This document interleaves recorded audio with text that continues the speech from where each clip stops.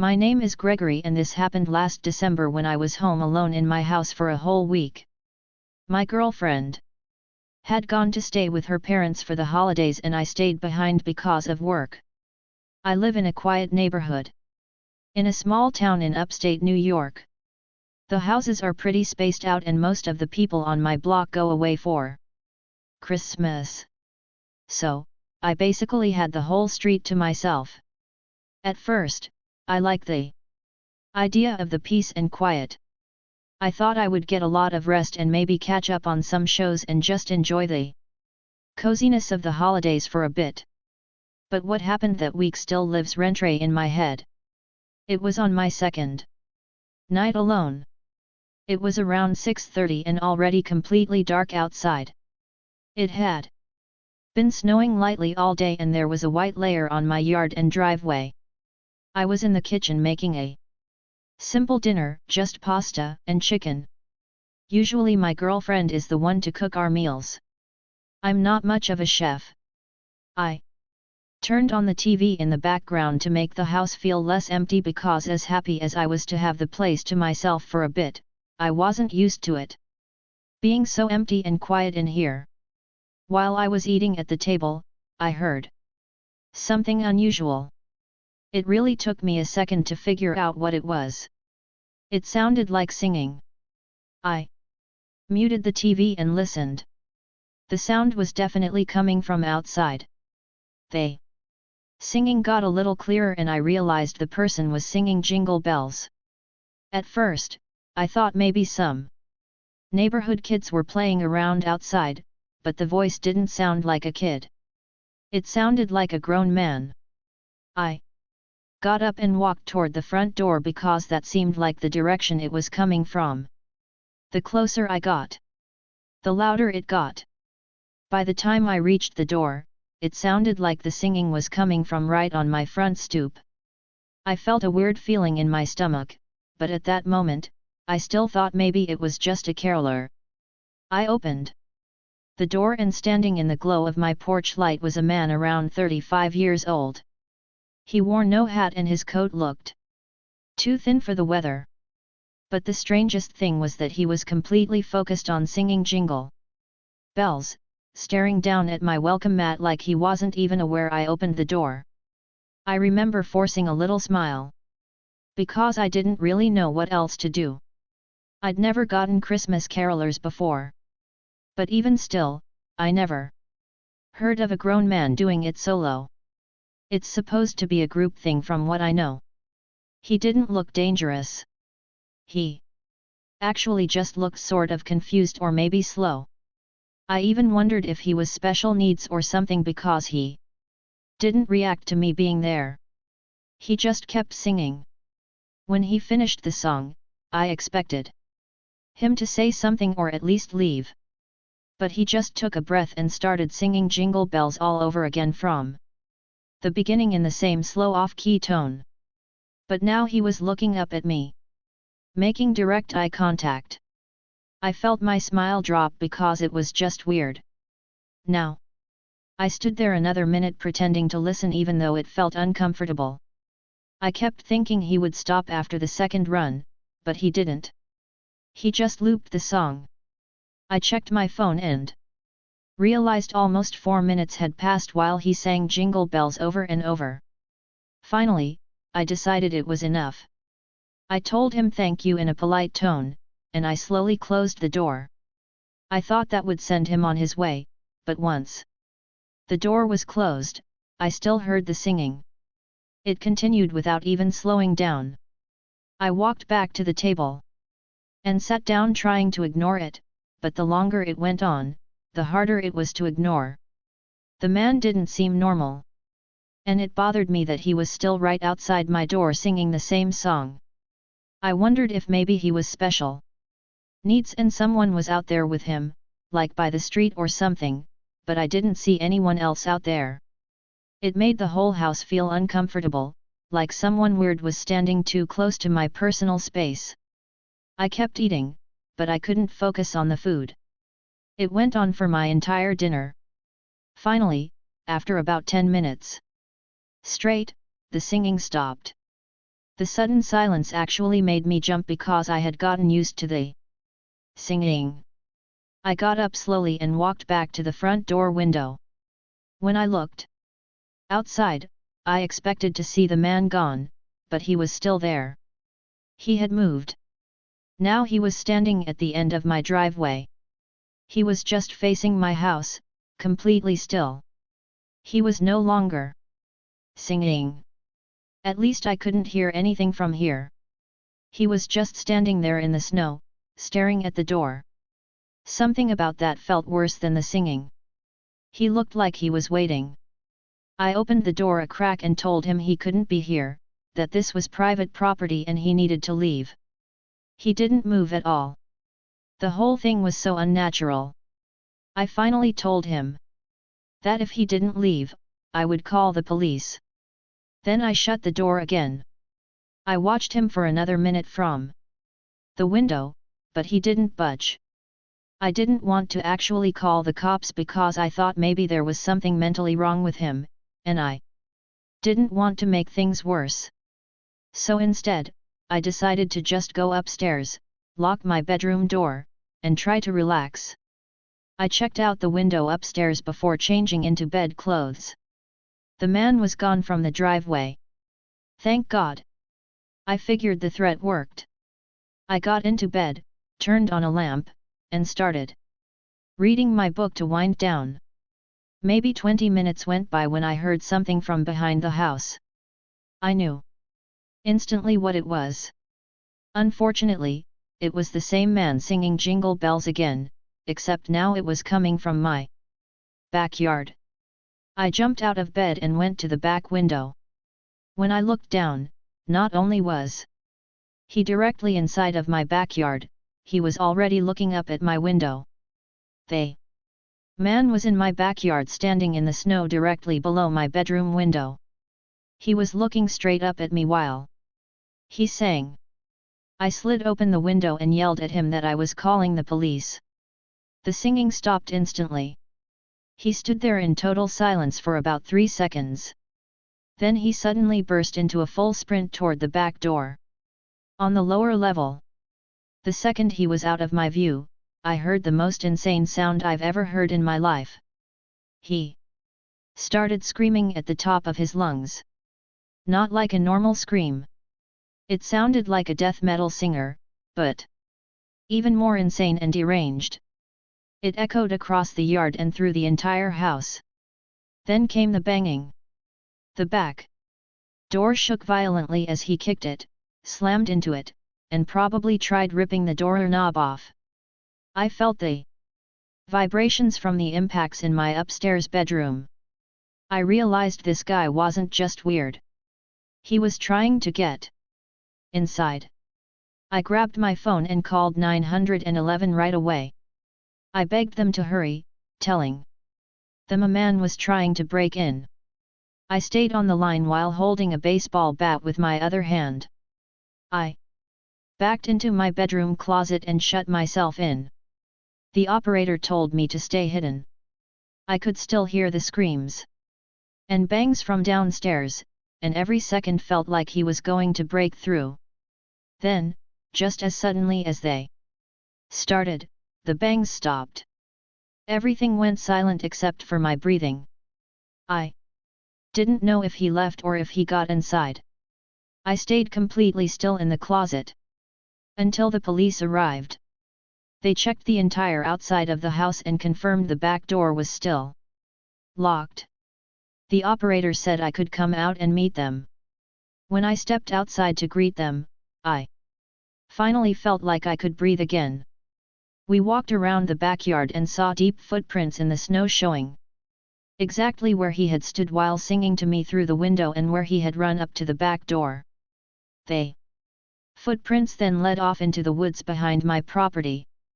The cops went to follow the trail a little bit, but came back because it apparently wasn't worth going deep into the woods at night. They acted like it wasn't a big deal. They told me people act strange all the time and that as long as I kept my doors locked, I should be fine. They didn't seem very interested in finding him, and that bothered me a lot, but I was too shaken up to argue. After they left, the house felt horribly empty and cold. I kept every door and window locked and double-checked them over and over. At that point, I was over the alone time and just wanted my girlfriend back home. I went down to my parents' place for Christmas Eve and Christmas, thankfully. As far as that man, he never returned. At least not that I know of. This story is about my Christmas experience from about 10 years ago. I was 6 years old since my birthday was in November and I had just finished celebrating. Now, we were getting ready for the holiday. My birthday celebration happened on the same day as the famous Odell Beckham Jr. catch. I lived with Cowboys fans, but I was a Giants fan. I remember it being talked about for the rest of the night and even during my birthday celebration. It was an eventful birthday week. And I'm surprised I remember all of this since I was only 6. I didn't understand football, but I understood that the catch was crazy. So I was just living in the moment and happy it was my birthday like any other kid. For my birthday, I got tickets to the Mavs-Wizards NBA game on December 30th. I was a Cavaliers fan, but since we lived in DFU outside of Dallas, I knew a lot of Mavs fans, and I was a small fan myself, so I was grateful. It was going to be my first NBA game. Christmas Day was 5 days before, and I got a brand new Odell Beckham Jr. jersey and a Maverick shirt and sweatshirt as I was becoming a sports fan. I had a great Christmas, but one of my Christmas gifts was another Mavs game, which was on December 27th against the Oklahoma City Thunder. I was so excited to go to both games. The day came and we went to the game. The Mavs won a close one, something like 112-105. It was crazy to see an event like that in an NBA arena for the first time. We left the game and drove home, which was maybe 45 minutes away from the American Airlines Center. The next couple of days were normal, but I was excited to go back to that amazing stadium and atmosphere. This time, we went again. I didn't know it would be the last time I went for years. At the last game, we had nice seats, like 7 rows from the court. And in the middle, but this time we were maybe row 20 and in a corner area, so the experience was different. The game was going well and I was enjoying it. The Mavs were killing them by like 20 to 30 points at halftime. Since I was a child, I wanted to roam around and get food and go to the bathroom by myself, but I was with my parents and only 6 years old. So, my parents and I walked to get some food. We waited in line for maybe 20 minutes. My dad went to another restaurant inside the arena to get different food, and I stayed with my brother who was waiting in line to pay. As we talked to the worker, I walked away to throw out some of the candy they bought me before the game.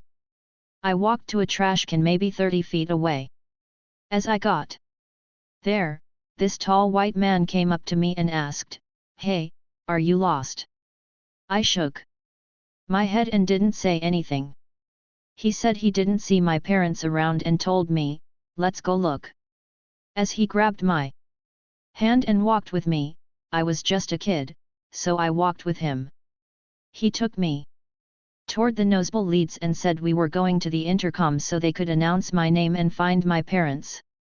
I said okay and kept walking.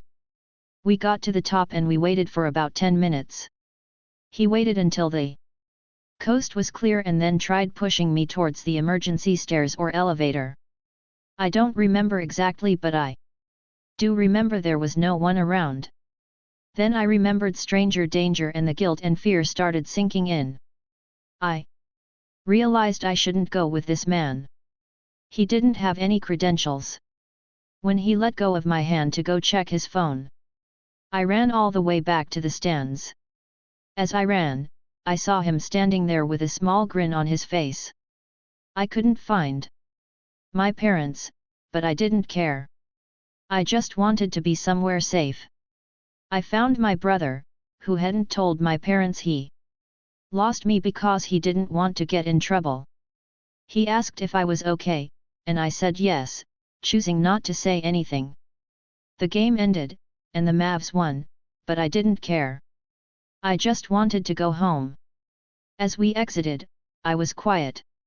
When we got in the car, I was also quiet. My parents seemed confused that I didn't seem energetic, but I told them I was tired. As we drove home, I almost fell asleep. But then a loud honk screeched behind us. It was so loud I almost screamed. I turned around and there he was, the same man driving a truck with maybe 3 other men inside.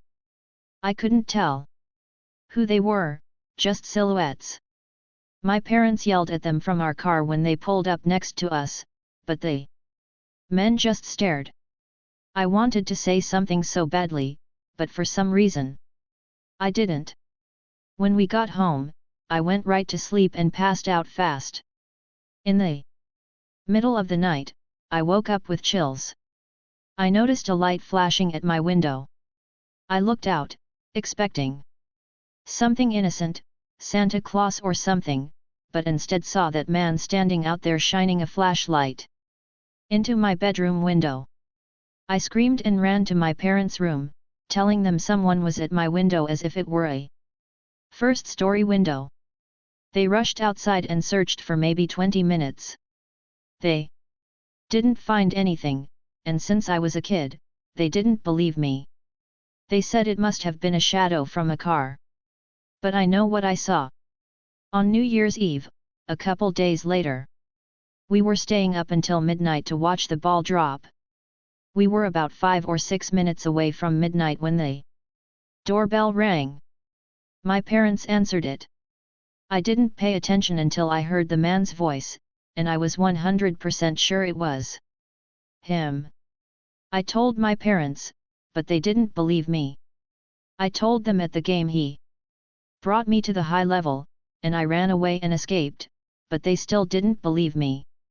They said it was just a man handing out lost dog flyers for his cousin's dog. The night went on and I was fine. But then a year later on New Year's Eve, there was a knock at my bedroom window. Keep in mind, I had forgotten about the situation. I got up and looked and there was a piece of paper on the window that said, "This new year, you'll meet me again." I gave my parents the note and they filed a report, but they never heard anything back. Every couple of years, I get terrified of New Year's Eve, thinking, that man will come back. I told my parents I never want to go back to an NBA game, saying it wasn't my thing. But now I'm 16, and it scares me that the man knows where I live. I'm considering going to the Cavs vs Mavs game on January 2nd or 3rd, which would be my first game since then, but I'm not sure. This experience scared me away from basketball and made me always close my curtains. I remember this night way too clearly. And even now, I think about how close my family came to something really terrible. It was early December, and we decided to drive up north into the mountains to cut down a real Christmas tree. It was something my wife Marianne and I always wanted to do. And our 7-year-old son Andrew was excited about it, too. The weather was cold and cloudy, and the sky had that heavy look where it feels like snow is always about to fall again. To us, that added to the Christmas vibe. The whole ride up the winding roads made me feel like a kid again. It was a while since I'd done something this unique and in the Christmas spirit, and having Andrew so excited about it just brought me back to my youth. When we finally reached the remote area Marianne found online, there were no other cars around in the parking area. There were a bunch of light posts scattered around, so we weren't in pitch black darkness if you were wondering. That's why we picked the place. Still, we did bring flashlights. We parked by a small unmarked path that led deeper into the trees.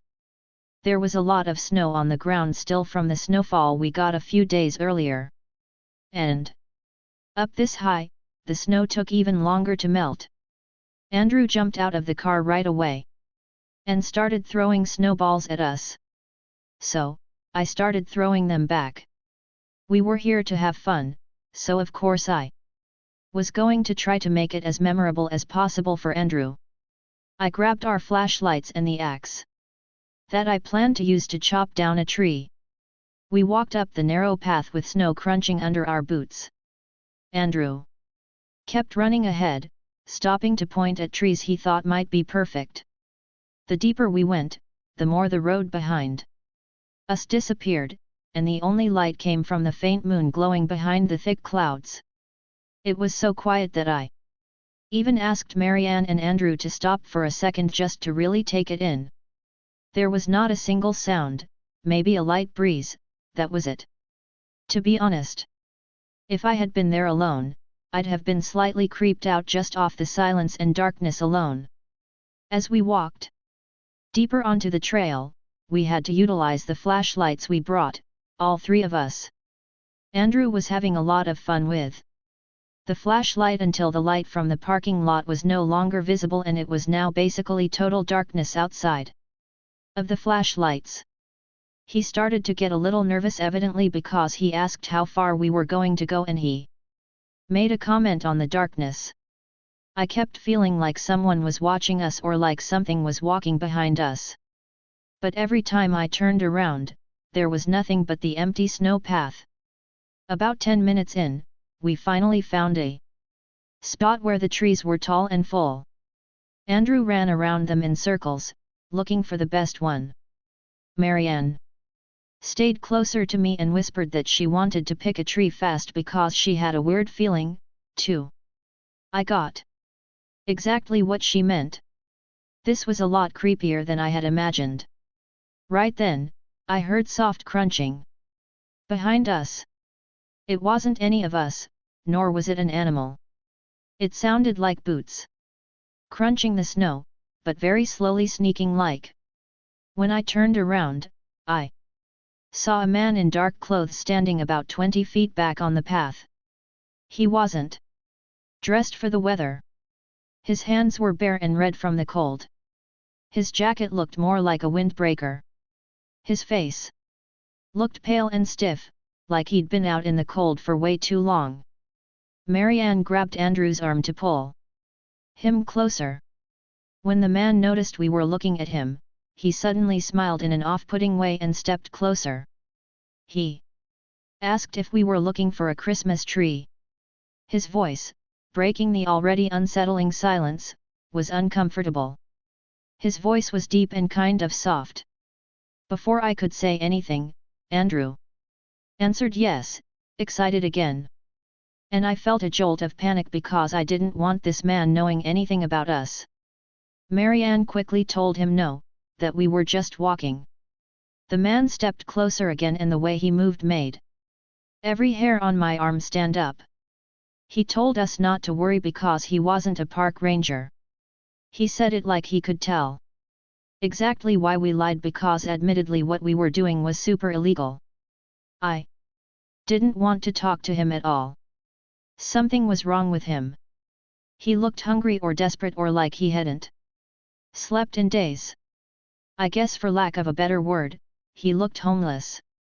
I told Marianne we should head back to the car and she nodded, gripping Andrew's jacket. When we started walking past the man, he stood by smiling and watching, giving slight nods as if to say goodbye as we walked. Andrew kept turning around, asking if the man was following, and we told him to stay facing forward.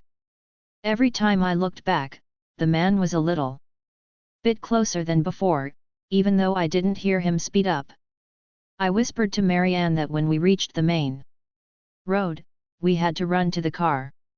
She held Andrew's hand tighter and nodded without looking back. The man's step stayed behind us the whole time, dragging a little like his boots were too big or too heavy. Once we got close enough to see the gap in the trees where the car was parked, I told them to go. Marianne lifted Andrew and ran as fast as she could. The only reason I felt even remotely safe was because of the axe in my hand, but I'm not a violent person, and I've never had to resort to violence in my entire life. I turned around to block the path behind us for even just a second. The man had stopped walking and was just staring at me, and he put his hands up halfway, still smiling. And then he said, "I mean no harm. Why don't you get back to your truck now?" I felt my heart skip a beat as he said this. He said truck like he knew we came in a pickup truck. I replied back simply that we don't want any trouble. Then I turned and started hurrying back down to the lot. But halfway there, Marianne screamed my name, sounding panicked. Oh no, I thought. When I got to the truck, she showed me that both right side tires were punctured. I didn't have time to examine it for long to realize it was him. I told Marianne to call 911 immediately. But she struggled to find service at first. She walked around the snowy lot for a bit until there was reception. She never strayed too far away. I had Andrew wait in the truck, who was now clearly concerned as he watched Marianne and I freaking out. He was old enough to know something bad was happening. Marianne seemed to be having a hard time on the phone, so I took it and explained our location and that we felt threatened by a random man in the woods who may have potentially been responsible for the tires.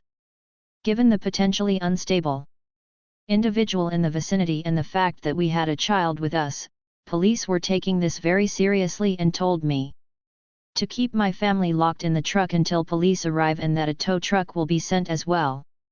I was instructed to keep the operator on the line while we waited, but eventually the line started getting choppy, cutting out at moments because of the poor reception. Then Marianne suddenly screamed in my ear to look and pointed towards the tree line by the path we were on. There were multiple people standing just beyond the tree. I counted at least 3. They looked like shadows from where we were, which made the sight even more terrifying. It was like we were being stalked and hunted. Then 2 of the people started walking closer. I told the operator and she said something that really made me uncomfortable. She asked if I had any kinds of weapons. And when I said I had the axe, she implied that if it came down to it, to use it to defend my family. By this point, Andrew was crying and Marianne tried to calm him down. I told the operator that 2 of the figures were still walking toward the truck. They weren't running or yelling or anything. They just walked very slowly, like they knew we weren't going anywhere. The third figure strangely disappeared, likely back deeper into the woods away from the light. The operator told me the police were close, but I had no idea if that meant 2 minutes or 10. I kept looking back and forth between the tree and the road in the distance, praying to see flashing lights. I tried to talk to the operator again, but the call dropped. The second it cut off, everything felt 100 times worse. I locked the doors again, even though they were already locked. I kept my hand on the axe, gripping it so hard my knuckles hurt. As the 2 people were now within range of hearing them speak, we could hear them saying, "We're here to help," as they waved their hands in the air. We didn't recognize either of them to be that guy from earlier. "Do you think they're park rangers?" Marianne asked, and I said firmly, "Not a chance." But perhaps I said it too loud because Andrew just started crying even more, which Marianne had to try extra hard to console him. These 2 people approaching were dressed similarly to that first guy, aka way underdressed, and their clothes looked worn out, almost dirty, and they didn't seem bothered by the cold at all. But then, seemingly randomly, the 2 of them turned around and started running back in the direction they had come from. We didn't know why just yet, but it was soon clear. Never have we been so ecstatic to hear the sound of police sirens. It was getting louder fast and eventually we saw the flashing lights coming from down the road. Coming pretty fast, actually. The police SUV entered the lot with its spotlight on and it instantly shined in our direction. I flashed my lights to try to get the cop in the car to see the men running back into the woods. At this point though, they were already nearly gone, but their footprints weren't.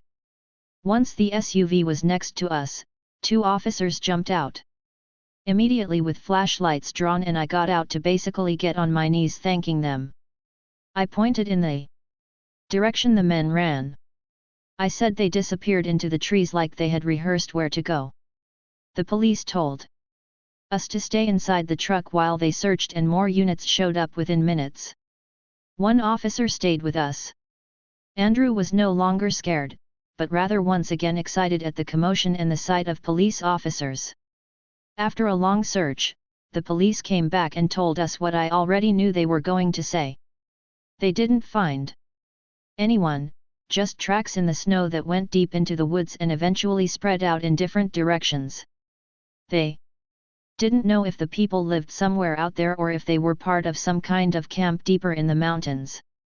They said sometimes drifters or squatters stay hidden in remote areas during the winter. The tow truck eventually arrived and the police stayed around us the entire time until our truck was loaded up. We had to sit in the back of a patrol car to stay warm while they finished everything. No one really said much. Marianne held Andrew in her lap and I just stared out the window, watching the dark tree lines, half expecting to see someone standing there again. On the ride back home, none of us talked. It was like all of us were afraid that saying anything out loud would make it real again. We didn't try to cut down a Christmas tree ever again. We didn't even go back to that mountain area. Even now, 10 years later, I refuse to go anywhere near it. To this day, what scares me the most is the thought that they had been watching us long before we even noticed them. They saw us arrive in that parking lot because they knew to strand us by slashing my tires. And they were waiting for us to go deep enough into the trees so we wouldn't make it back to the truck. We were lucky. We trusted our instincts enough and decided to leave for the truck almost right away. We were also lucky I was holding an axe, which may have dissuaded them from doing something crazy. I don't like thinking about how close we came to potentially never going home. I still think about this one night from when I was 9 years old. It was a few days before Christmas. My parents both had things to do that night, and since I was almost 9, they felt okay leaving me home for a little bit. My mom had to run to the grocery store to get some stuff for Christmas dinner, and my dad was working late like he usually did in December. I was sitting on the couch watching a Christmas movie probably and eating cookies by the fireplace and tree. Outside, it was already dark, even though it was still relatively early. And I remember the Christmas lights flashing on the houses across the street. It was normal until the doorbell rang. The only reason this made me stop and look was because it was rather late and random for someone to ring the bell. And my mom always told me never to answer the door when I was alone. My parents never ring the bell, obviously, since they have keys. I got up and walked to the door anyway because I wanted to look through the peepfully. When I put my eye up to it, I saw there was a man standing on the porch wearing a Santa Claus suit. It was the full thing, too. The red coat, the hat, the beard, everything. But he didn't look like a normal friendly Santa. He wasn't holding anything besides what looked like a clipboard. And he was standing way too close to the door like he was waiting for me to unlock it. I didn't know what to say at first, so I just kind of whispered, "Who is it?" The man moved his head a little closer to the door, like he was trying to see through the peepfully or hear me better. And in that moment, he figured out right away that I was a kid. He did, I guess, what was his best Santa impression as he said. He was Santa and that he had gifts for me and that I should open the door. At 9 years old, I wasn't stupid and I didn't believe in Santa anymore. My parents taught me about strangers. I told him to go away and that I didn't need anything, and I tried to sound brave, but my voice cracked. The man went silent for a second and then he asked me if I was home alone. As soon as he said that, I knew to walk away. I instantly felt stupid for even letting him know I was home. I didn't answer him. I stepped back from the door and walked fast to the living room because I suddenly felt too scared to stand near it. I sat on the couch and grabbed a pillow and stared at the TV like acting normal would make the fear go away. But then I heard the doorknob twist. He was testing if the door was locked. I wanted to scream for help, but nobody was home. I waited and hoped he would leave. But a moment later, I heard another sound from the back of the house. It was the back door not twisting. It happened so fast after the front door that I bet he ran around the house to the back. That door was even weaker than the front one, and we almost never used it. I felt frozen in place, and all I could think about was that my house only had 2 doors, and this man was trying both. I ran to the kitchen and grabbed the phone and dialed my mom's number.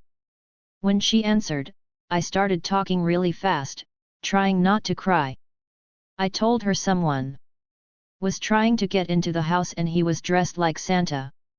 My mom got serious right away and told me she was coming home right now and that I should not open any doors no matter what. She told me to stay in the living room and keep the curtains closed. I sat on the floor behind the couch where I couldn't be seen from any windows, and I stayed completely still. I kept hearing small noises outside like footsteps or light taps, just some forms of sounds indicating that someone was still there. Eventually, they stopped and not long after I heard a car pulling into our driveway, and I knew it was my mom, because I recognized her squeaking brakes. I stayed where I was until I heard the front door unlock and slam open. My mom came in breathing hard and holding 2 grocery bags. She locked the door behind her and yelled out for me and I ran to her right away. She hugged me and then told me she had just seen a man dressed as Santa walking down our street. She said she slowed her car down when she saw him and she yelled at him out the window asking what he was doing. The man told her he was going door to door asking for donations, but she didn't believe him for a second. She said he looked nervous and that he walked away fast when she started yelling. My mom told me she was proud of me for not opening the door and for calling her right away. She called the police and reported the man, and I'm sure police at the very least surveyed the area. We never found out if he was arrested or if he just disappeared into the neighborhood. 2 neighbors did say though that the man knocked on their doors asking for donations, though they said it seemed like a scam. Regardless, that doesn't change the fact that he tried to get into our house where he knew a little boy was home alone. I still think about that night every year around Christmas when I see Santa decorations. I just remember being 9 years old and knowing that man on our porch was not Santa and that he wanted something else. I guess I was lucky the doors were locked and my mom got home when she did. What would have happened if that door was unlocked is terrifying to think about.